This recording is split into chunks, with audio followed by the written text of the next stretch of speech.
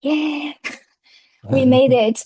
Yes. Welcome everyone to our Happiness Buffet, another episode. Today's episode, we have Happy Chef Winson. Welcome, Hey. Winson, to join us. We are so Hello. excited to see what you're gonna cook today for us. Nice. So, for the listeners who are returning, you know that we don't do introductions in the beginning, but if you are new, welcome to this episode. We want to offer you an opportunity to practice listening as is. Can you just, listen to the podcast as is to see if there's something you can learn without knowing everything about the guest? Because so many times we have some preconcepts about this person, right? And should we listen to this person or not? But everyone has something to offer. But spoiler alert, Winston does have a lot of credibility, which we will reveal along the way. So ride along. All right, Winston. So let's give our listeners some context. We always like to start with your happiness level and how does it change throughout your life?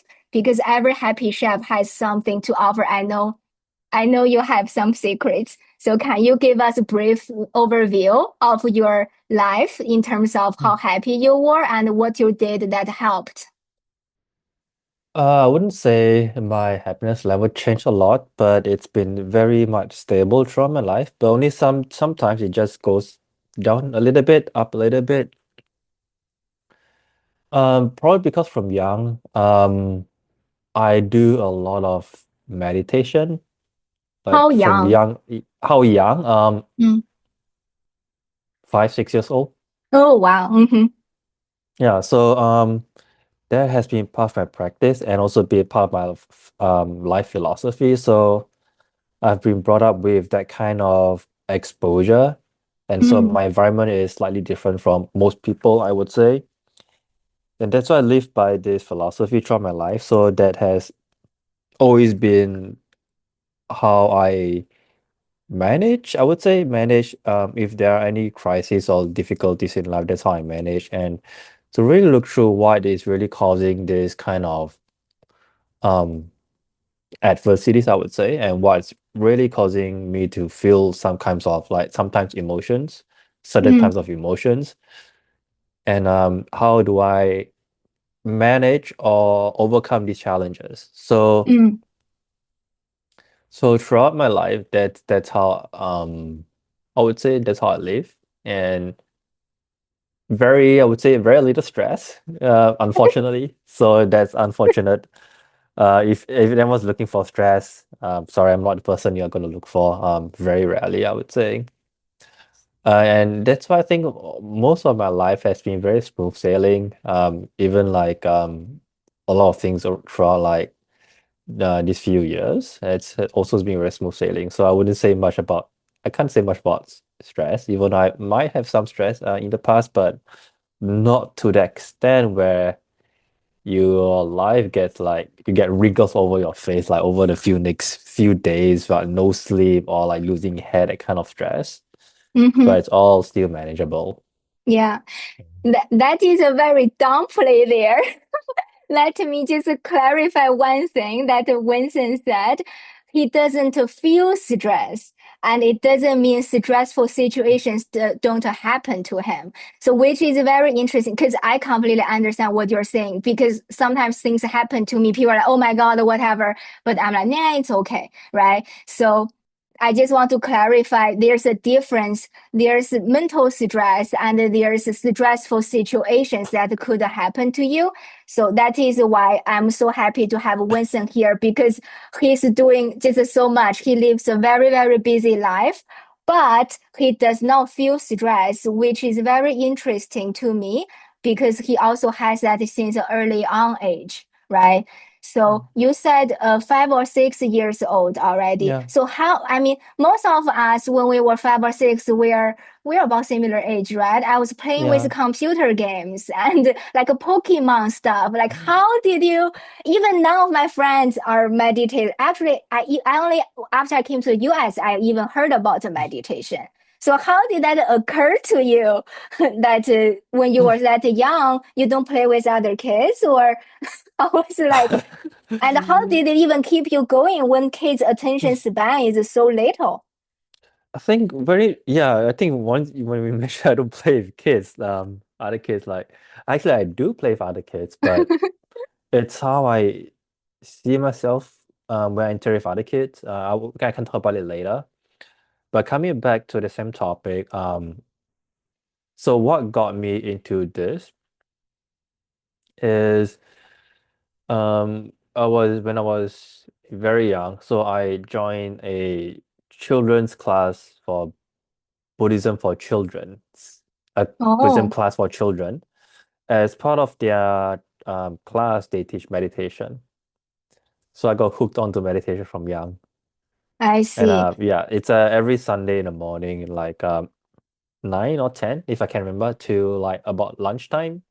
So Mm. there are lots of things going on during the class, but like they teach you how to do chores, like household chores, because as in Asian households, like kids do the chores also. Yeah, they teach you how to do it, but also with the mind And of it's a legal. meditator. Yes. But doing it mindfully and also with awareness and intention, not just doing chores because you have to do the chores, but understanding the meaning and understanding the significance behind doing the chores.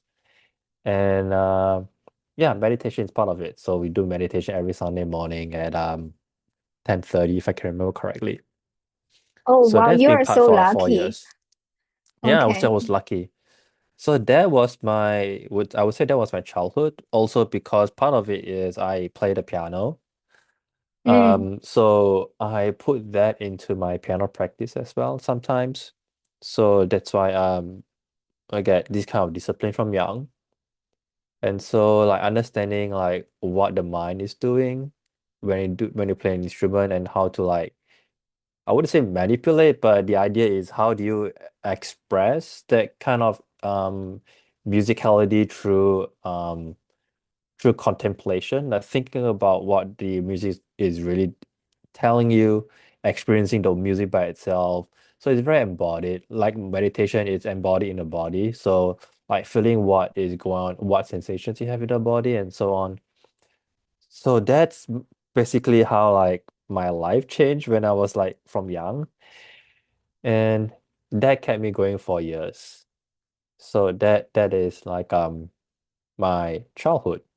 And I Mm. wasn't really that interested in like playing games and all that. It's just mostly Mm. reading all these like Buddhist books, like a lot of philosophy books. Mm. But I do also play with friends, children. So I do go to the playground, but like I said earlier, like the way I interact with them is quite different. Mm. So that I have this kind of sort of being aware that of myself being playing with other kids.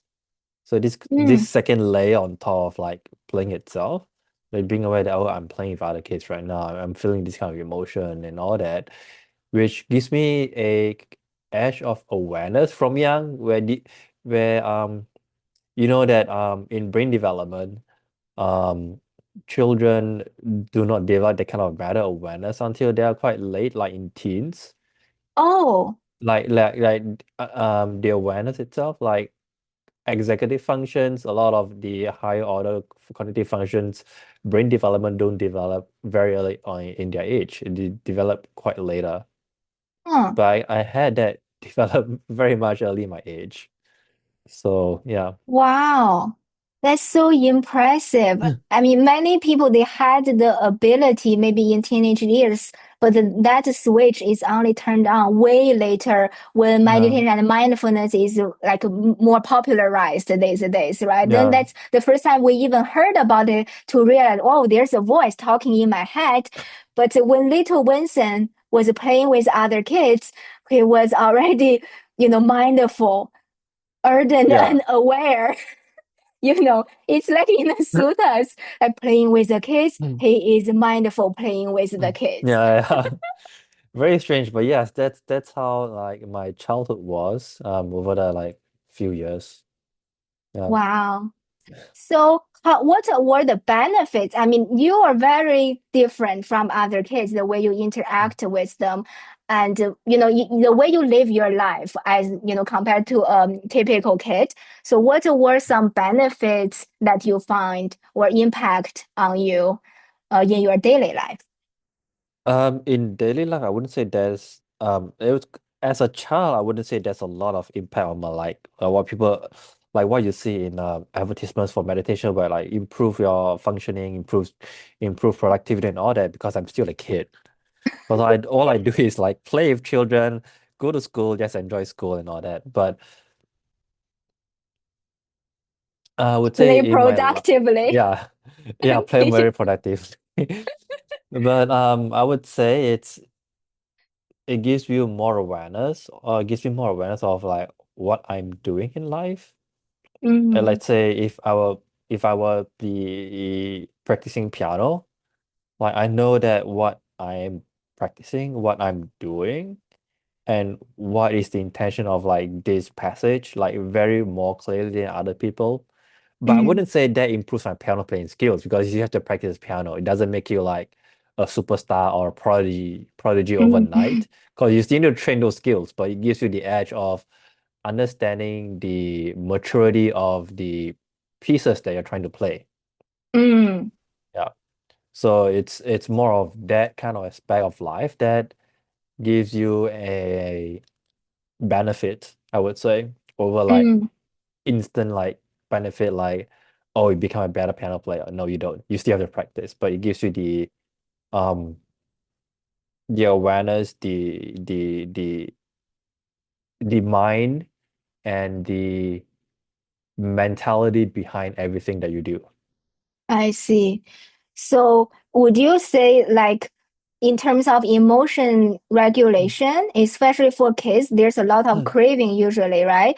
And by knowing your intention, is it helpful for your emotions, managing your emotions? And also, would that feel more like effortless when you play piano? Because I know some kids, they can really beat themselves up when they Mm. couldn't. I just want to get this right, right? That mentality. Did you see that helpful? I still have that mentality because it's like at that point I want to become a pianist. So I still have this, Oh, I want to be a perfectionist, I want to be a perfectionist. I need to get this done. Because it still gives you that kind of I would say stress, but you're not over I'm not over like stressful that I have to do this like perfectly. mm, Because you know in art there's no perfection in art.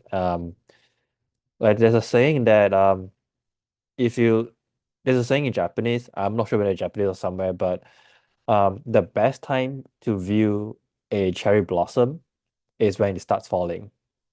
So it's mm, not that's where it's perfect when it starts to die. Like the mm, leaf starts to fall off, cherry blossoms start to fall off. That's where it's the perfect timing. So there isn't such thing as perfection. It's more of like timing wise. mm, And in terms of like playing piano and all that, emotion regulation is I would say I know how to use my emotions better mm, mm. because of two things like meditation gives you more awareness of what's going on within myself. Yeah. And in music, in piano, you're more in tune or you know how to use those emotions. You know how to generate those emotions because you have to know what the piece is doing. You have to generate the emotion in the piece through your Mm, playing. So mm, it gives me like a lot of benefits in both sides on what these emotions are, mm. how to use them, how to regulate them, and how to turn it into something else. I see. Yeah. That's really cool. Now, fast forward, a more grown up Winston. So you said your emotion, like in terms of how you feel stressed, you feel pretty equanimous either way, doesn't change throughout your life. But any particular period of your life you want to highlight, that you did something else in terms of practice or anything you did that makes you, regulate your emotion better or whatever, happier, but you don't feel stressed. I don't even know how to ask this question, but anything different? Anything new? Um, I think right now I have more awareness compared to before of like Okay. more understanding of what's actually happening when something like unexpected, I would say, that occurs. I wouldn't say Mm, stressful, but um, for example, what can I take? For example, um, yeah, let's take my PhD for example. So I did a PhD, let's say, yeah, and I had a change in supervisor in my mm. PhD like 1 year before I graduate. So So let's tell the listeners what your PhD was in first. so my PhD is experimental psychology and cognitive neuroscience. So I did Mm, a 4 year PhD program, 5 years, reduced to 4 years. mm, So my advisor left for another university, so I changed to advisor. mm, And so I changed a new advisor, and an advisor is important for like helping you think about theories in the field that you're doing, and also think about like whether the experiments that you do are meaningful, whether it's feasible, whether you have thought about the design carefully. So a change in advisor means that you might have to redo your whole project because a new mm. advisor might not be um, in the same field. So my topic was in meditation, and my meditation advisor, meditation research advisor left the university. So there is no other university advisor who's an expert in meditation science at that point. So that is sort of an stressful situation, you would say, because who would be my new advisor, right? Yeah. Do I find someone similar to my field, or do I find someone who's closer in terms of like the skills needed for meditation? Mm, So so when I thought about this, so I had a few choices, like two or three people. Um, One is someone who's an expert in meta awareness or metacognition. Some cause metacognition is also an important skill in meditation. You need to be aware of what you're aware about or what you're experiencing. So that meta layer of awareness or attention itself. Or if I could also look for someone who's a expert in attention, which is more of a very direct skill of meditation, because how you direct your attention to whatever you're attending to and placing your focus, and how that changes the way your relationship with your mind. So that gives me two choices. So at a point, instead of worrying about need instead of worrying about where I would go, because mm. if you ruminate on this without solving the problem at that point, I still wouldn't have an advisor like for the next 1 month, because there's a new semester is starting in 1 month. So at that point, I knew like, okay, so I need to do this, I need to do that. So it gives me an edge in like awareness of like what's going on. I have like a sort of mind map laid out in front of me. Like these are the problems, these are the things I need to solve. Like what are my challenges right now. So that gives me a an opportunity to look into what is going on in my mind, what are my concerns right now, more in and also get in touch in what am I feeling right now. Like at that point, apparently I wasn't that stressed. So By the yeah, point, normally people now will we feel know. stressed.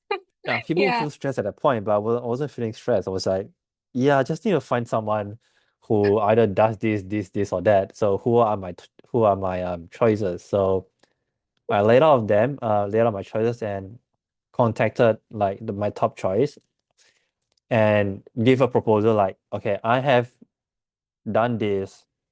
This is what I'm going to do for the next 1 year. I'm going to defend my PhD, create new experiments, and then graduate. Is it possible?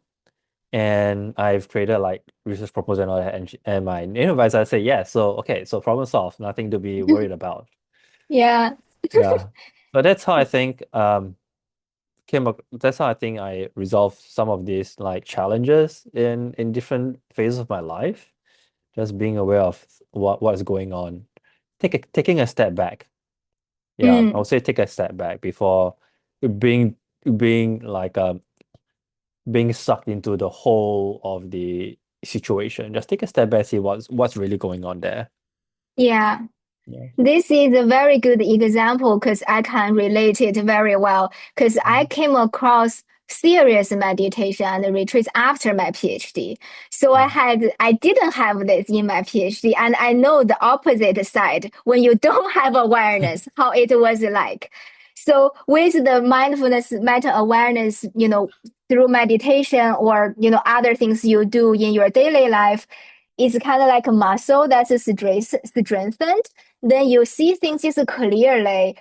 We are literally by default, we're all drama queens. We make such a Mm. big deal and we're so whiny about so many things that's not even a big deal. And one general rule of thumb I use is okay, thinking about it because I'm not as advanced as you. So I need to I need to think about it. So think about this. Does it lead to any actionable items? Mm. Right? Because at the end of the day, it's every moment to moment. What do I do? Right? Like Mm. if it changes my decision or some tangible, actionable items, then maybe I don't have to think about this. And I find that the story you are sharing, you have that ability by default, probably from training from early age. So you never see anything as a big deal because you already see it clearly with clarity. This is the reality. This is what's going on. This is the situation. This is what is required from me. Which, by the way, many times some things are not required from us, but it's out of our control. But people tend to think about that too, which is actually a waste of mental energy, and our mental energy and attention is the most precious resources in a modern world now, right? So, but you already have that ability. That is so cool. And when you talk, you're so chill and you're downplaying all of that. This is just what it is. I get it, but it was not easy for me until, some practice, long-term practice later on. That is, yeah, that is a very good point you brought up. Yeah. Because I think what you mentioned, like step by step, right? Like, can you, like, you can encounter a situation. Can you do something about it? Yes. What can you do? Does it lead to your desired outcome? Yes. Can you do something about it? No. Can you do something else? Can someone they help you with something? Yes. Would it solve the issue? Yes. Do you have to worry about it? Then no. So I think that step by step is helping you train your muscle, your mental muscle, in a way to see things in a very clear way, then see that is there a solution to anything? Can do something about it? Is this something under your control? Is it not under your control? But I think the more you practice, right, the more you practice these kind of skills, doesn't have to be meditation. The more you practice this kind of skill, the more you know, or the more you experience, because it's embodied within your own like being, that there is there's with experience, there's no need to be worried about anything, because it's either you can solve it, then you can go ahead and solve the issue. If not, can you think of solutions? Yes, you could. Then just go and think of solution. If not, worrying about something doesn't solve the issue itself. I Yeah, mean, you can indulge in worrying, but after that, you still have to still have to move on in life. yeah. Yeah. It's actually quite simple. The more you practice, the more you realize everything is just so simple, right? Yeah. Why don't we talk about more on the practice? Because this all sounds Mm. too good to be true for our listeners, probably, because our channel is very beginner friendly. So, Mm. can you offer some practices for them to do? Or you also mentioned, it's not just about the meditation. Mm. There's other things they can do in their daily life to integrate this and to be having a like clear mind with full clarity. Mhm. Any advice you can share with us? So I think we can try something which I'm doing, which is my core of my practice, Zen meditation. Um, let's try. I think let before we go into like trying out this practice, just want to give some disclaimer. Mm, So Zen meditation is more about being aware of the entirety of your being. It's less about concentration, it's less about insight, it's less about a lot of different things, but it's more about, are you very aware of yourself right now? Are you aware that we're sitting right now? Are we aware of our conversation? Are we like fully present in that situation? Like being aware of like all these senses that it's coming in, being aware that you're not drowsy, or being aware that you're drowsy, or being aware that even you're asleep. Are you aware that you're asleep? So it's like layer on top of layer. So that's the idea of Zen, and you can bring that level of awareness into different parts of your life. Like if you're hungry, are you aware that you're hungry right now? And if you eat something, are you aware that whatever you're eating makes you full, or whatever they're eating makes you have more craving for what you want to eat, or like with the taste. So it's more about awareness rather than concentration, um or something that's like very mystical, like getting into like absorption states, or getting into like very meditative states at all. It's very down to earth. Mm. So shall we try some Yeah, simple let's do exercise? it. Yes, I'm excited. So I'm not gonna time because I have a bad I am bad with timing. So I sometimes I can just meditate, and then maybe it's 10 minutes, maybe it's 20 minutes, maybe it's 5 minutes or 1 minute. Let's just do a simple Okay. exercise. Okay, you can count on me. I will make sure it's within 5 minutes.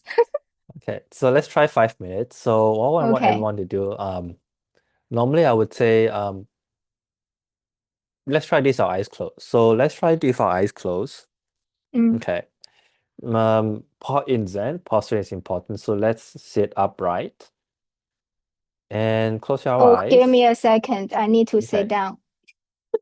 I'm Yeah, you can sit on the standing right cushion. You now. can stand. Oh, you can stand also, but Oh, just make sure that you said posture is posture important. upright. Okay. Then I can stand. Then I'm gonna keep standing then. Yeah. So let's try close our eyes. Make sure that because you're standing, so make sure that you're balanced. Mm. Okay, so whatever we do right now, just be present. Don't think of anything. It's hard, but so let's just be present in the moment. So when thoughts come, just let them be. Don't try to follow the thoughts, and don't try to narrate whatever is going on in your thoughts. Just let them come, and they will go by itself.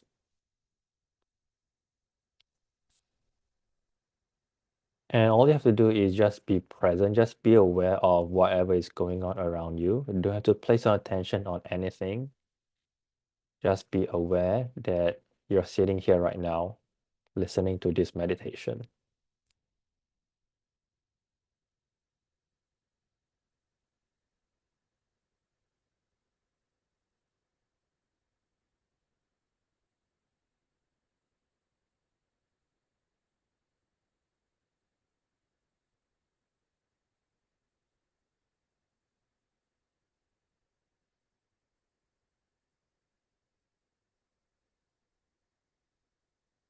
And at times, you might feel some sensations in your body, and that's fine. Just be aware that these are sensations.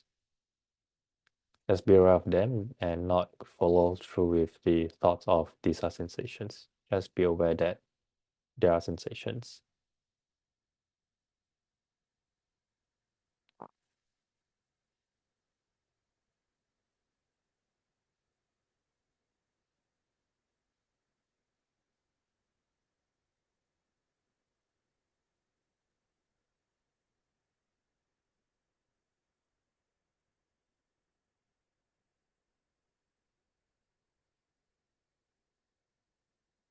And very commonly during this time of practice, you might feel drowsy because there is no anchor for your attention. So just be aware that you are currently sometimes very drowsy, very sleepy. And if so, adjust your posture and then be present again.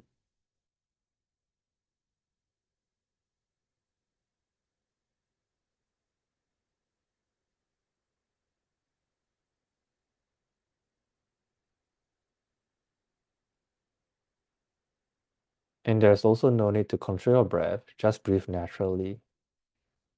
There's no need to follow the breath or sensations at the breath or even count the breath.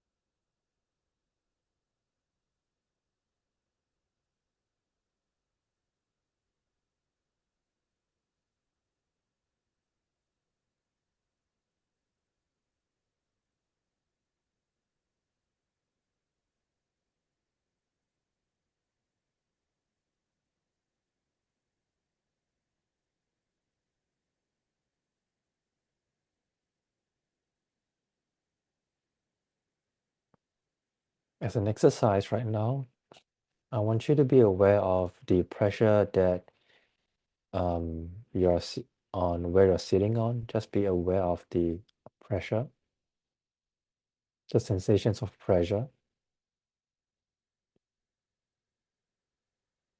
and really feel into it. Just be with the pressure itself.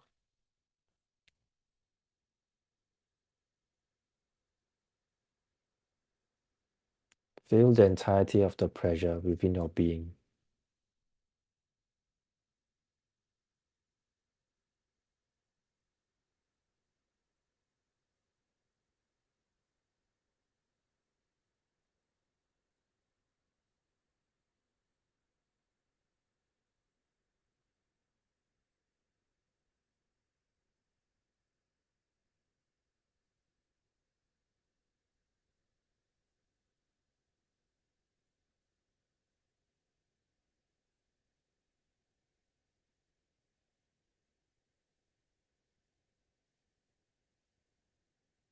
And if you start to feel some pleasant sensations, just be aware of them and be with these pleasant sensations or any sensations that you have or any feelings.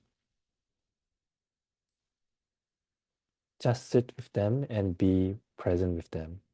Just be aware.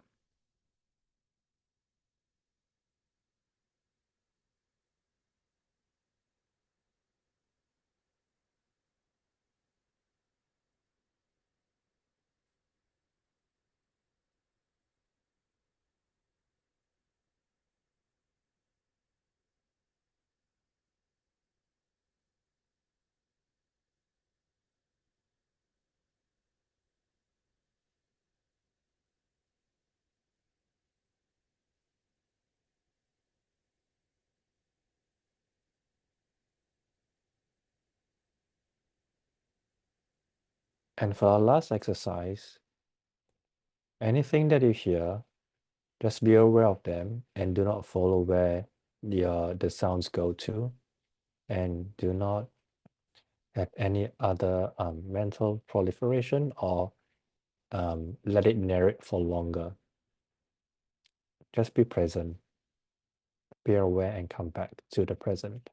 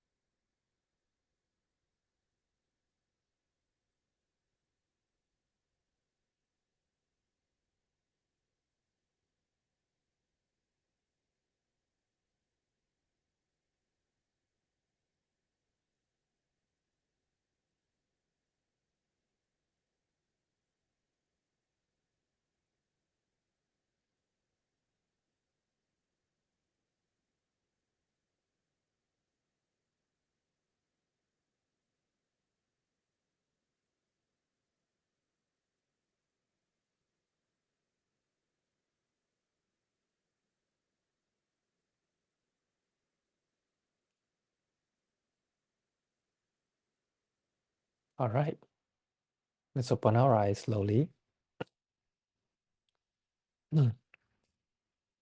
Okay. So great. It's Ah, more than 5 minutes, but that's fine, I think. yeah, but that's fine. We're chill. Mm-hmm. I really love this in my podcast because Uh-huh. every time this is so nice, and I learn from so many different people. I feel I'm the most fortunate person in this Yeah. world. So for every podcast, you learn something new, Yeah, right? exactly, right? Yeah. So, How do you and feel with this, this meditation? yeah, I was gonna share. This is really good. It's so soothing and calm. Although I'm standing, but still I can feel the sensation with the floor, just like, pressure on the chair. I feel the Mm-hmm. sensation. It's tuned into the body. Another interesting I noticed that goes back to something you talked about earlier is, I'm paying attention to myself, which is seemingly to be like something inward, right? Like a close Mm. in. but it feels open. It feels the opposite. So when I'm tuning my attention to the present moment like this, but I actually feel spacious and open going outward, and Yeah. so big and broad. And it reminded me of when you were talking about the stressful situations, you step Mm. back. This feels like a very good exercise and a simple way to step back when you are so trapped in a rabbit hole. Because of the inertia, it's difficult to step back. Nobody can does it, just like you. Nobody does Mm. it like you, Winston. But I find this exercise probably particularly good for that because so simple, like nothing fancy. I tune inward, then I'm immediately open and spacious, and I stepped back from this rah rah Mm. whatever. So it's really really nice. Seems counterintuitive, and I had a thought that I'm like, it's okay. Winston said, let the thought be, right? So I had a thought like this is counterintuitive, but it's fine. It passes away, and now it comes back when the situation requires this thought, right?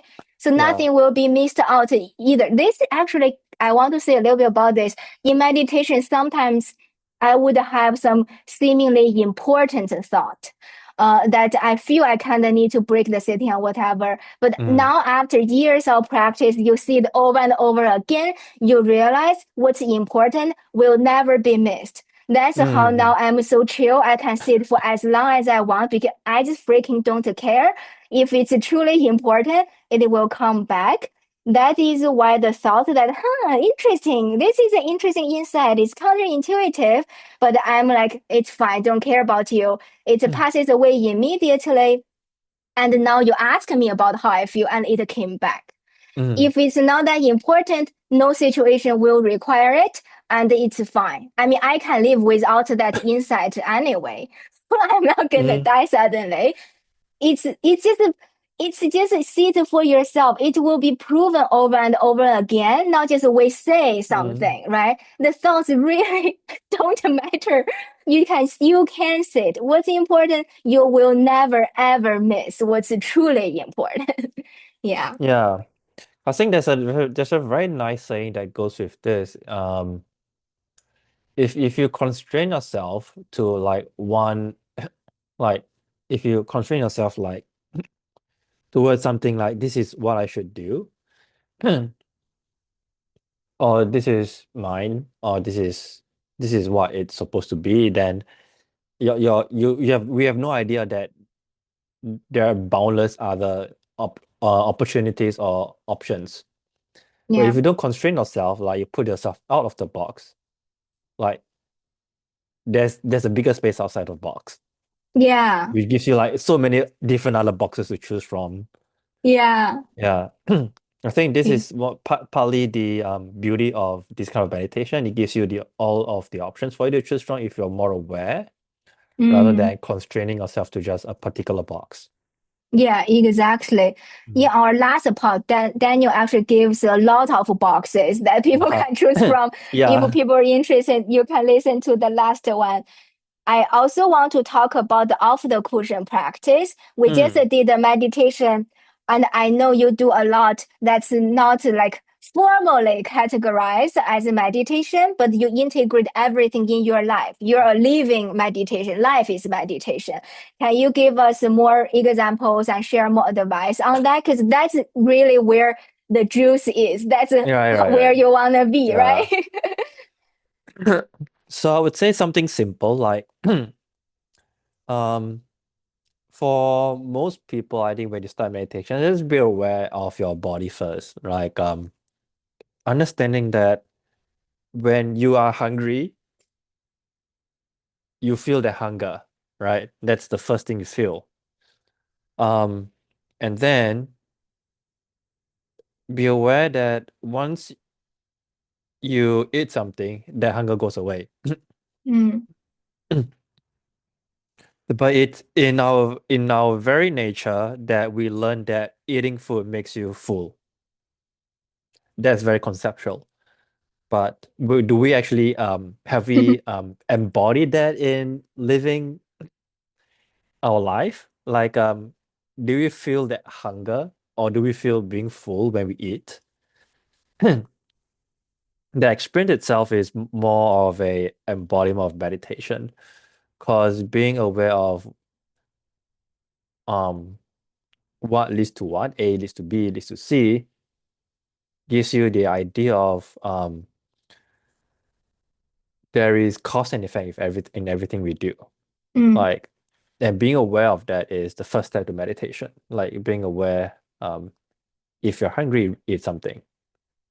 So when we talk about that, we can't say that, oh, this is just hunger, I'm not going to ignore it. And I think if you do meditation and you still feel like, oh, I'm going to follow this rule strictly, like if I'm hungry, it's not lunchtime, I don't eat, or it's past dinner time, I don't eat, then you're actually still harming the body. Then we have not Mm. really understood the whole like significance of meditation. The only thing you Mm. do that is when you don't follow is you're on a strict diet. Like, yeah.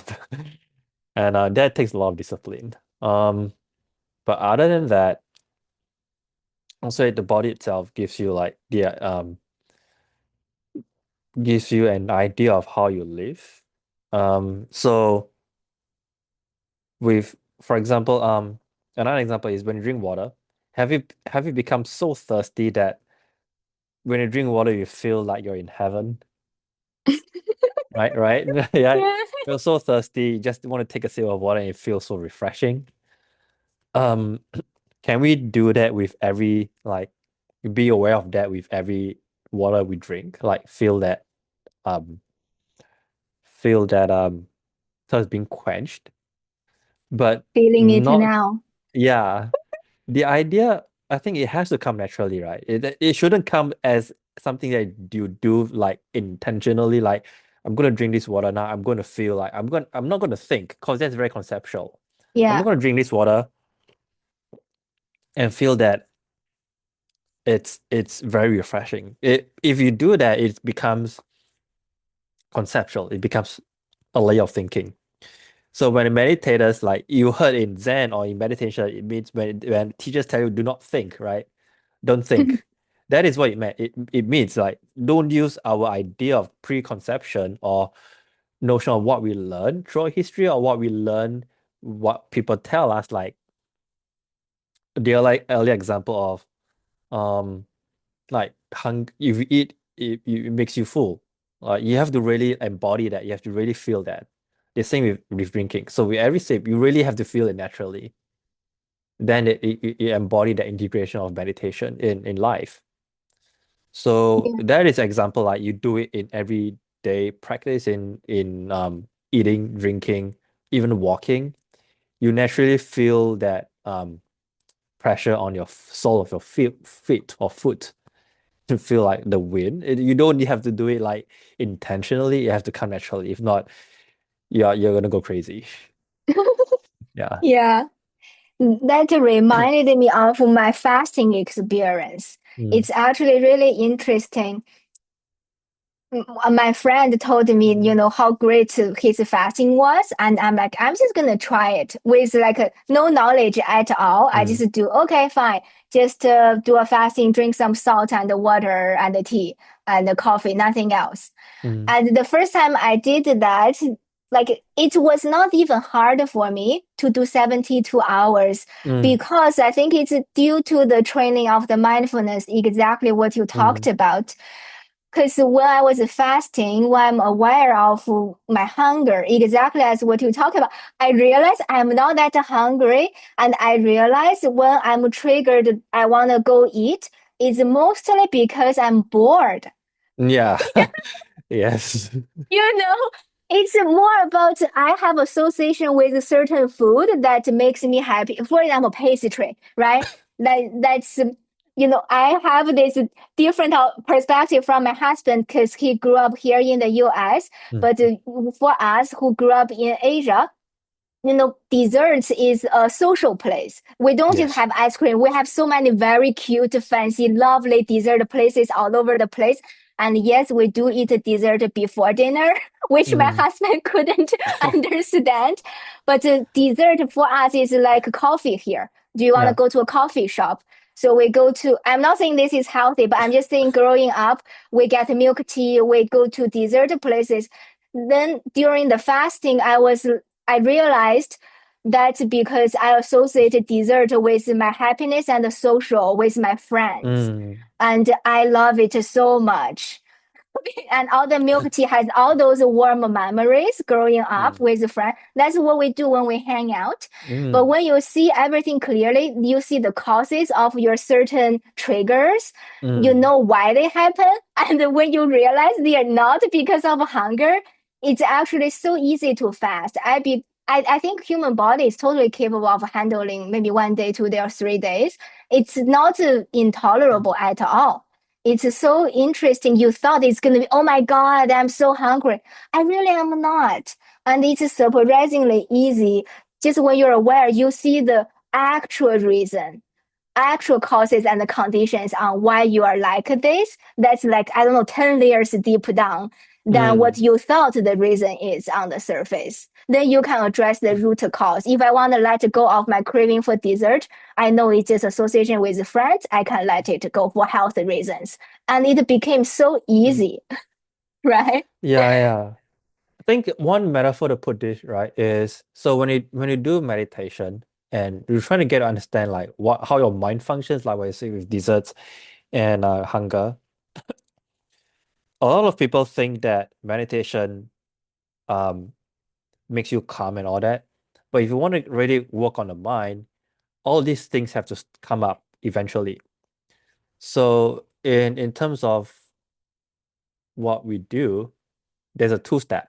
So if you Mm, take a cup of water with dirt and mud, the first thing meditation, like a lot of people tell you to, is to calm your mind so you can see the dust or you see all the sediments deposit go down, right?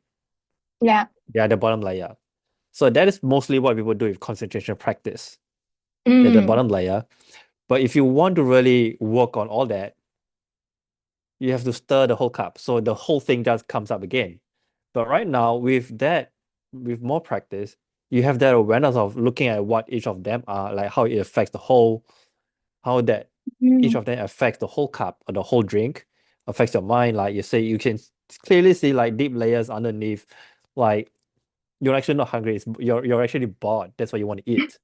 yeah. Right? So that's how I think like meditation actually helps you like integrate everything in your life. You stir everything up and see clearly what's going on in every little detail. And that helps you Yeah. like clearly see what is going on in your life when you try to do something. And that Yeah. is what Zen meditation actually teaches you is in your life. See what is actually going on when you do something that is so boring and you feel that you do not want to do that. And it gives you that kind of awareness and insight into like what is happening in your life, like your habits, your preconception of anything.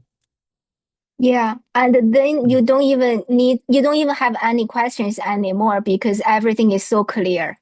When Yeah. you know the causes of everything, you know exactly what to do, and your intuition grows so strong. And you Mm. don't even need to listen to our podcast anymore, but come back to do the practice. We love those practice. Yeah. So you talked about seeing the meditation in your body and the wisdom to take care of your body. I know Mm. you are also a Qigong master. Ah, another identity revealed. So you want to talk something about that because that's very Yes. useful considering the health is so important in people's lives. Yeah. Right. Because there are a lot of stages to Qigong, right? There are so many kind of Qigong practices that you can do. One is um there's like Tai Chi, that's what is a kind of Qigong. The one that I do is more of cosmic Qigong or custodian Qigong. So it's infused with traditional Chinese medicine theory, with the 任脉, 督脉. So the 任督二脉. So the two meridian points. Mm, So there's the little cosmic and the I have no idea how to translate this, but the little cosmic 小周天, the bigger cosmic 大周天. So little one is it goes from the spine up to the head, and the bigger one it goes down. So if others are familiar, there are some similar ways to phrase it, like the one that goes up, people call it Kundalini energy sometimes, Mm, or in Prana yoga or Kriya yoga, it goes up. You can get these kind of sensations through like breathing exercises, through practicing Kundalini or practicing Kriya yoga or meditation as well. But you get a very different kind of effect with Qigong because it's movement based. But the key idea with Qigong is understanding the balance or realizing the balance between the mind and the body. Because with doing Qigong, it helps you understand like any energy blockages in the body in simple terms. And it directs the energy to like various parts of the body that has like blockages, and it do some very natural movements being guided by the chi. So it tries to regulate the body, and through that regulation you are more aware of like how the energy flows in the body, and where there's where are the blockages, and how the how qigong or how, I'm not sure how to put it, but resolve those blockages in a very um natural way. mm, So that is kind of qigong practice, and it's very helpful in deepening your own awareness of meditation, because you also need awareness of the body, of the mind when you practice mm. qigong. So there, yeah, very short introduction of like qigong practice here. It's not The my main block. practice right now. I Yeah, see. yeah, You taught that before, right? yeah. So, yeah. So the blockage, is that related to the like chakra things people say? Maybe more in the, in the system people are more Mm. familiar with. What are Yes. can you give me an example of the blockage, for example? So let's say let's say you have back pain, you have like shoulder Okay. pain, you have blockage pain, you have blockage in that area, like in terms of Chinese medicine or Qigong, you have blockage in the area. Mm, So when I do Qigong practice, like I'm gonna try something. Okay. Rest space. So what I do normally, this kind of practice, you need a teacher to like instantiate or the practice. So for me, when I do Qigong practice, you do this, and you can feel the energy, right? You can feel energy at points, and sometimes it's gonna move by itself. So some people feel the some people feel expanding, mm, contracting. It's very natural. So at one point, it's gonna mm. start to create movements naturally. So don't try to think. Remember, don't try to think. It has to flow naturally. So when sometimes it's gonna do some very weird motions like this. For me, it's gonna do something like this, and it's like an exercise, but it's guided by the chi. The chi is Oh, actually moving you in a very natural way, like oh, like moving in a natural way. And you do these repeated movements until the energy is clear. When it's clear, mm. it's gonna come back very naturally. Oh, that's so cool. Yeah. You are guided for free automatically. Yes. Like you don't even to worry about if you have some pain, you don't even need to worry about what to do, how to do it. But Mm, if you train yourself enough to be aware of your chi, then yeah. it will guide you and the Mm, pain will be gone. But if you yes. are just if you let it flow and guide, if you would let it, Mm, not try to think and yeah. bring in your own concepts of I have to do it this way or that Yeah. way. Is that right? Yes. So the idea is do not think. That's so cool. Oh my God, I've never heard about it. So how do you get to that point to also have the confidence that I am being guided by that to, do that, to be able to feel the guidance? So when we start with this kind of practice, right? So the idea Mm-hmm. is put your hands here, and Yeah. over time you will see like it starts vibrate. You can feel those little vibrations in the hand, And Okay. then if you relax your hands but also keep it there, you'll feel like you're expanding, slowly expand. But at Mm. one point, you just have it's like going deeper into meditation, like let the body do the job by itself. So Oh. at one point you're gonna start feel the energy surging through your body. It's not that because right now what we do have is the energy is actually surging through the body, but we are not aware of them. Oh. So doing this kind of practice, it makes you aware of little things little by little it builds up. So you're more aware of the chi that is in your body naturally. And then you can feel it guiding through like going through like Mm. the blockage. It's like in pipes when you have something like a tube in you have like toilet Mm. paper that's stuck in a pipe, water can't flow out, right? Oh, that's a So you blockage. Mm. yeah, so there's a blockage. So what you do is normally we hit it. You hit with a Mm. hammer to let it go out.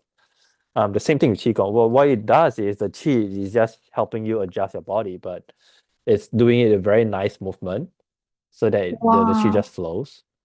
At one point, so Wow. when your Qi is like circulated, it's a nice circulation, then you can feel all the sensations in your body very clearly.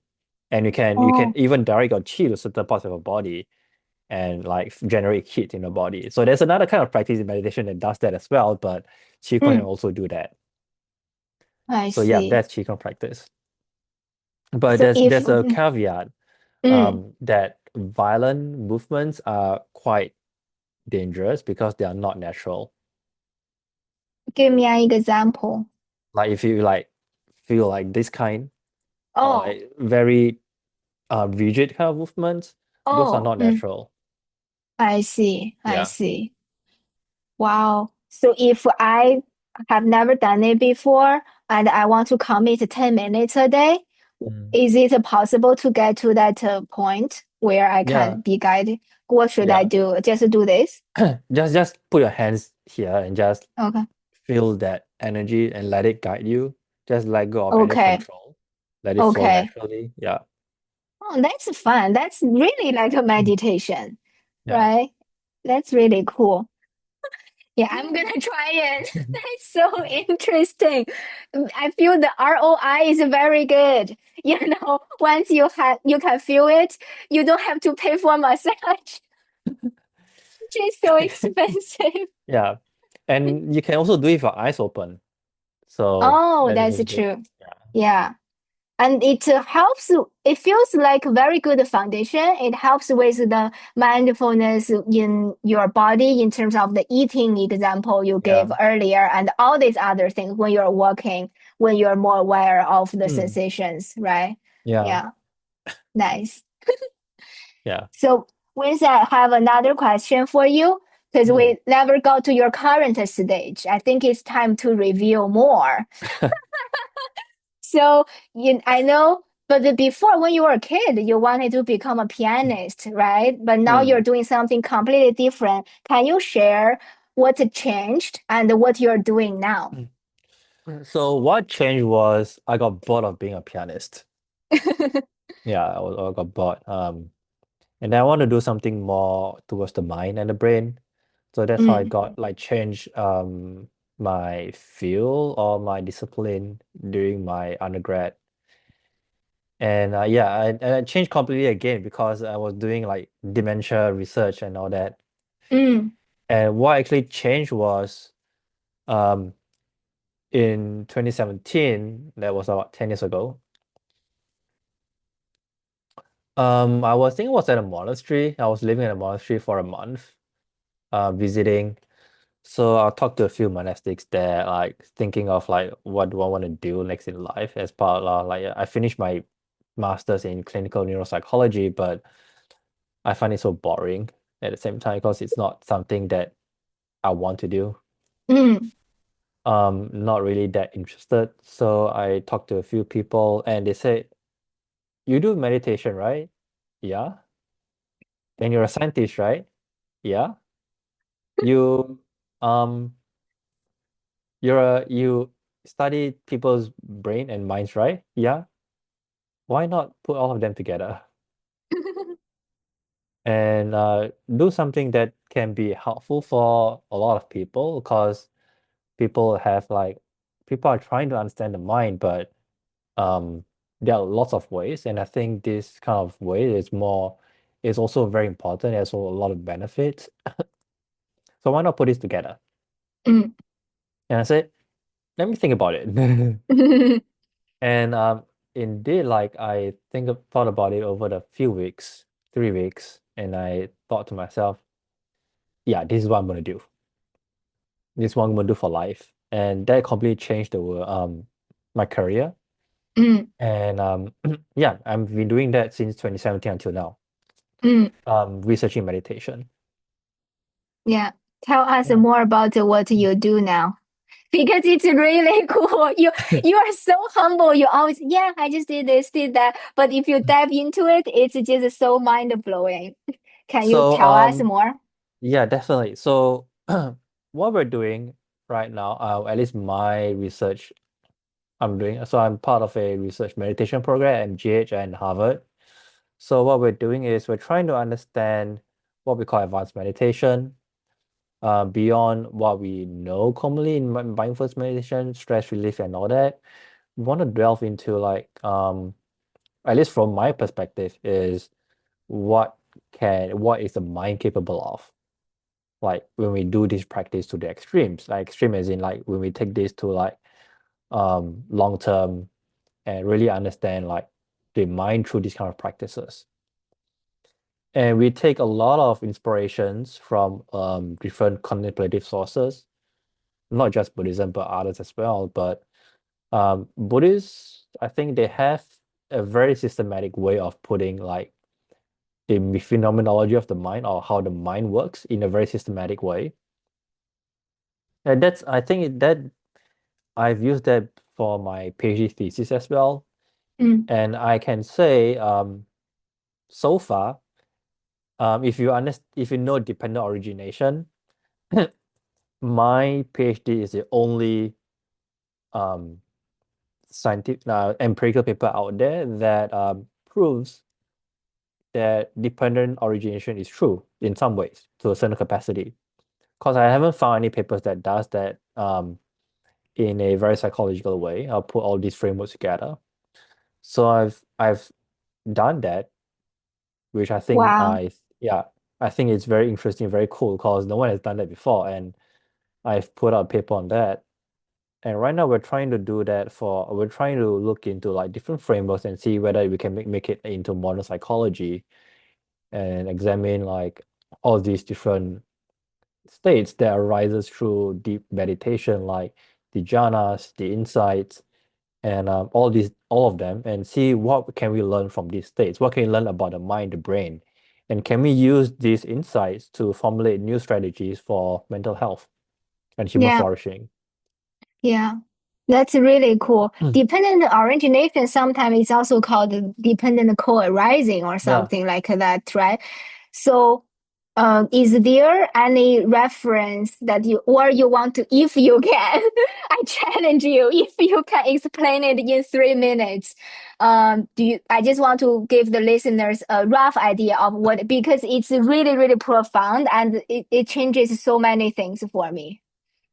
Right. To keep it simple, very, very simple. Co-dependent co-arising is understanding when A happens, B happens. When A doesn't happen, B doesn't happen. Mm. And that's simply like dependent co-arising. So understanding what leads to what causes what, and there's a relationship between both. And having understand that when understanding, so okay, right now putting that into life, so you have to integrate them. That's also not conceptual. All these are not non-conceptual. They all have to be experienced. So I always stress that they are non-conceptual. So when you are unhappy, you feel stress, right? Unhappy, you feel stress. And we take a step back. What causes you to be unhappy? Like there are definitely factors that make you unhappy. Understand those factors, see those factors, And then is there a way out of those, like to lead you to happiness? So understanding that if I'm stressed and unhappy because of my PhD, like, and for example, if right now I need a visa to, let's put us half a year back. So where there is like at there's a stoppage of visa interviews during May, June, July. That gives you stress, a lot of PhD students stress because they cannot continue their PhD, like international students, right? Mm. So if that gives you stress, you understand that gives you stress. Is there something you can do about it? Like you can try to do meditation, you can try to distract yourself, you can try to understand that these are not under my control. There are things I can do, there's certain things I cannot do. So try to focus on what we can do. And oh, that leads me to no stress. So if you do that, then it gives you no stress. And then you're more happy. So Yeah. that is dependent origination. And to go even deeper, what actually makes you, so the keyword, what actually makes you unhappy, right? It's something, it's coming back, it's something that I want to control. Like I want to control this. I want this, I want that. It's something that you want control of. But understanding that there are a lot of things that you cannot control. The only thing you can control is your mind. So we have to really embody that in our being, really experience that we cannot control this, because when we try to control something, things may not go in our way. Like that's why come back to our body, the basic understanding, the basic realizations that hunger is a natural phenomena. It's something that we cannot control. I cannot control I'm going to be hungry tomorrow, or I'm going to be hungry at 5 p.m. Really have to really experience that uncontrollability in our own body, and then embody that um that there are certain things we can do that make us not hungry, but we cannot control that hunger. So very basic things to that. We try to understand dependent origination in every part of our life. I think that gives you an idea of really embodying the spirit of meditation. Yeah. So dependent Great. origination, A and B. Kept it simple. You wanna hear a fun fact? So Yeah. when I first learned about dependent origin, I was like mind blowing. I changed my license plate to dependent origination Mm. 24/7. So it's a DO 24/7. And then my husband saw it. He said, "This is the opposite of you what you want to convey. When people see that, they would think you want to just you're like a workaholic. Do it 24/7." It's so funny, but I want to see things clearly 24/7. But that was a phase I had because dependent knowing it really changed my life. But as you said, it's not intellectual knowing. It's like knowing it intellectually, just know it exists. Then you Mm. see it in your meditation and you see it in your everyday life. That's where the magic happens. But the reason I ask you is still feel it's important to even have that click, like Mm. intellectually, just know it exists. Yeah. And Yeah. then you will start seeing it in your everyday life. Otherwise, as you said, I'm unhappy, and then you can also be distracted. There's in the modern world, there's endless ways to be distracted, but that's not addressing the root cause. When you Mm. see it clearly for one situation, you cannot unsee it. It's irreversible once you gain an insight Yeah. of a particular situation, and you will never be unhappy about that particular situation anymore once you address it and see it clearly.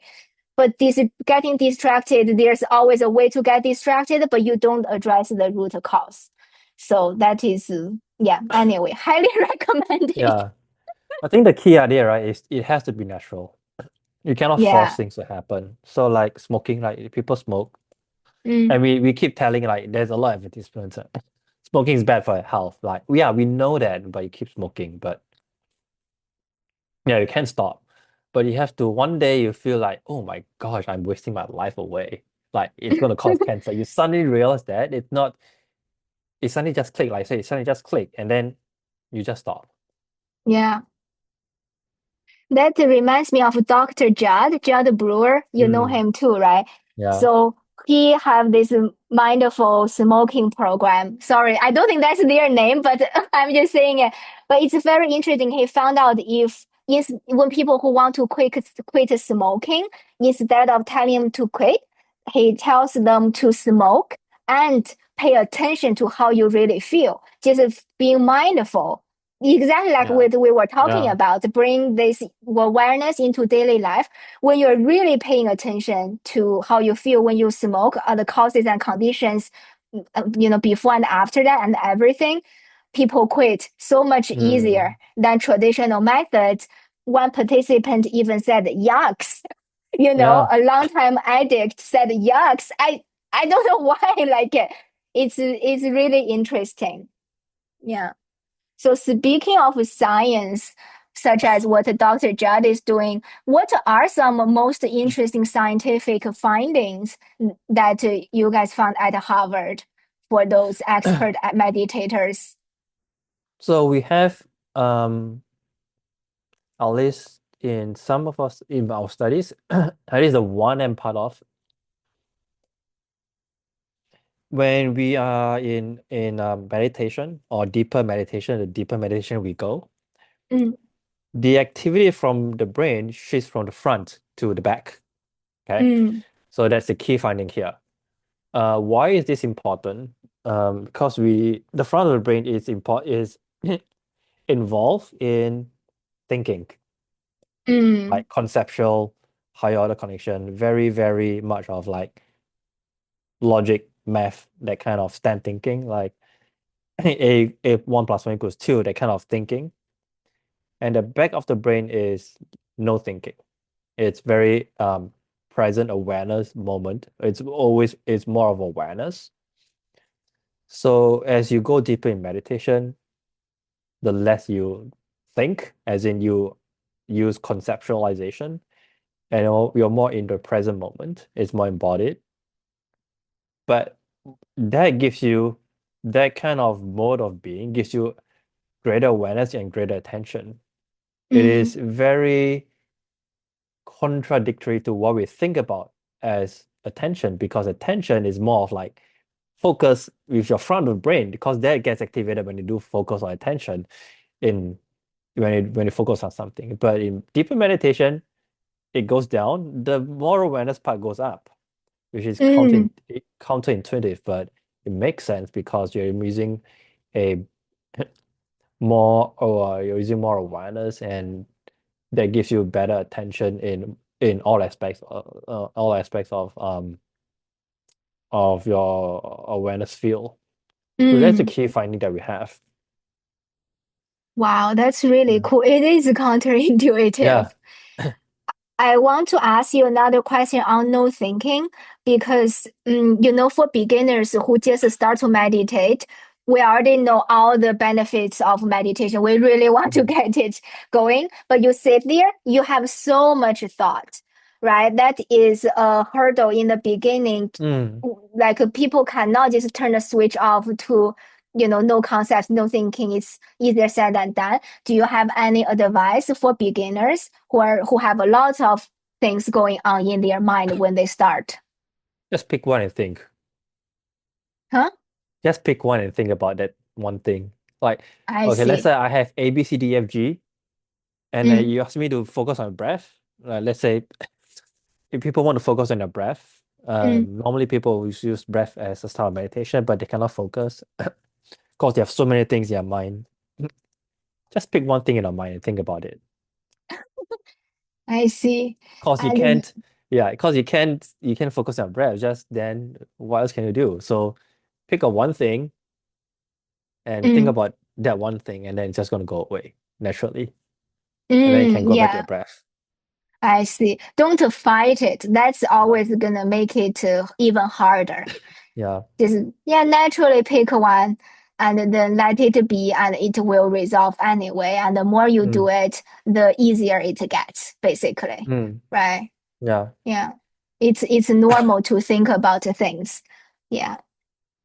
Yeah, a lot of things in like Zen is very counterintuitive because that's the idea. It's not supposed to make you think in a very logical way. I see. Yeah. Yeah. The idea is to break your typical way of thinking.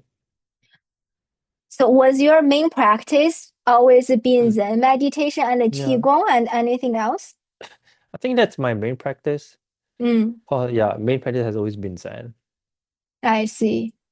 Have you done Zen meditation retreats besides the monastery you stayed at? I've done, I think, at most two or three, but I've not I've done the longest one was a 1 month retreat, Mm, and it was in I see. California during the winter. Oh, I see. Yeah. How was it? What's what's good? You do your own thing, people do their own thing. It's just Oh, yeah. self-retreat.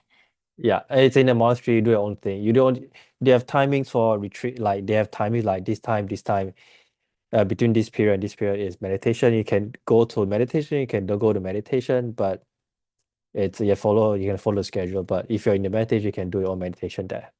I see. Yeah, they're Very all Zen meditation. flexible. Yeah. Yeah.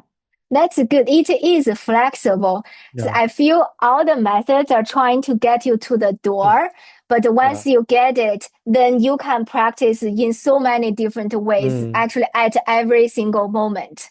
You yeah. can even make up your own practice, invent your own. You're your best teacher, right? Yeah. It's such a magnificent journey, the most cost benefit journey Right, right. to Yeah. learn. Yeah. It's so cool. It solves so many things. Speaking of benefits, one thing that caught my eye when you were mentioning you changing your topic and stuff, Mm, right? I had that phase too. It sounds so easy when things like, yeah, what do I do next? Then, oh, I took a sharp turn. And then, oh, I took another sharp turn. It sounds so easy when you said it, but I remember I also took a sharp turn, then another sharp turn. But mm, actually, most people don't do that. They find it very difficult to, change their career path completely. For example, there are people who said, oh, you're throwing everything away. You're on a good track to become a tenure track professor or whatever. But I mm, decided to do something different, changing from computer science to mental health, for example. But now come to think of it, it's probably meditation makes it everything so easy. Like you don't think much of it. You just do what you feel is right. And the mm. risk, the risk people talk about just don't feel that high anymore. Is that how you feel too? Like, yeah, I changed something because I've got nothing to lose. I mean, what's the big deal? Right? Yeah, it's like what Daniel said, right? In your podcast, if you like Daniel said, you have so many boxes to choose from.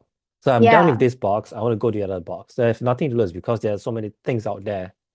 There's this Yeah. box I want to try. It Yeah. doesn't mean that this box is not there anymore. It's just that it's in a it's like okay, imagine you're in an apartment or in a house. You're done with this box. Doesn't mean it's not there anymore. You go look Yeah. into the other box. If you're bored with it, you can go back to the same box because it's still there. Yeah, it's Yeah. still there. Exactly. Like now I still use so many computer science skills in what I do. Yeah, you're not losing. I don't know. It just feels so easy to change because it's like you don't have a set script of what you have to be in this Mm, life. And with meditation, it just gives me like this fun attitude. Yeah, I can make stuff up. Yeah, of course, I can do whatever I want. mm, I just do what makes my heart sing instead of trying to fit into a particular box based mm, on what other people are doing as mimicking, right? mm. Then it feels more fun that way. The old box is still there. Yeah, I think a lot of people that they don't do that is because they are afraid of what is going to happen if they Yeah. move to another box because it's huge jump from what they are used to, or it's something that they are very comfortable with. Yeah. Mm. So I think just take the jump. I would say just take the jump. Yeah, it's not like one thing I would say is I can give you an example is when I'm afraid of heights. I don't like roller coasters. I love So roller coasters. I don't like roller coasters because I hate that. I'm afraid of that feeling. So one day I think one time went to Orlando Mm. Universal Studios with my friends, and I look at the roller coaster like I'm not gonna ride that, but I ended up going to one of the roller coasters because I thought to myself, what's the worst thing that can happen? Like the worst thing that can happen is I die on a roller coaster. That's the worst thing that can happen. But Yeah. I've been looking at a roller coaster for like 10 minutes and nothing happened. So yeah, that's not gonna happen. So I just went up the roller coaster and do I get afraid? Yes, I still get afraid. But do I enjoy the roller coaster? Yes, I do enjoy the roller Mm. coaster. Do I want to Yeah. go up again? Yes. Will I still get afraid if I go up? Yes. So it just gives you the idea to break your habitual self, like your idea of habits, like Mm. what you're used to, Yeah. like to really see what actually is going on. Yeah. Yeah. Yeah. That's a very Mm. good example. I think Yeah. many people can relate, and it's more fun that way, in my opinion. I like it Yeah. that way. Yeah. When Mm. you're not afraid, because so many of it's all mental. When it's Yeah. mental, it's not that big of a deal. Yeah. So, Winston, is there anything else you want to add, either more about you, if you want to know more about you, or any other major points you want to add for our listeners and advice and things like that? I think I can share one last thing is things are not what they seem or what you think they are. Because I think I've been stressing a lot of like do not think and things are not what you conceptualize them to be. And if you put this in a way, we think about meditation, loving kindness or compassion in a way, oh, you are feeling down, I'm gonna help you. That's one phase of compassion or kindness. But another phase of kindness is pointing out your mistakes, like in a very direct way. And people cannot take it because they think that kindness is being nice to people, but in a way, this is being nice to you by pointing out like your habits and trying to correct your habits in a very direct way of showing you. The only reason why you cannot take it is you have an idea of yourself. That's why a lot of people cannot take it um in a very certain way. It has to be sugar coated. Sometimes Yeah, sugarcoating is okay, but understanding like sometimes for some people, we have to be very direct. Yeah, that's also showing like kindness to other people. yeah. Like, yeah, We so my advice would be like, things are not what they seem to be. Yeah. That's a very good ending. Yeah, Yeah. thank you so much, Winston, for your time. We learned so much from you this time. What a master. I feel very fortunate to have you on in this podcast. Thank you. Now you're officially a happy chef, Winston. Right. Yay. Thank you so much. Thank you. If you find something useful out of the video, I'm so happy for you. Don't forget to like, subscribe, and hype. It will really help me a lot to create more content like this. See you next time.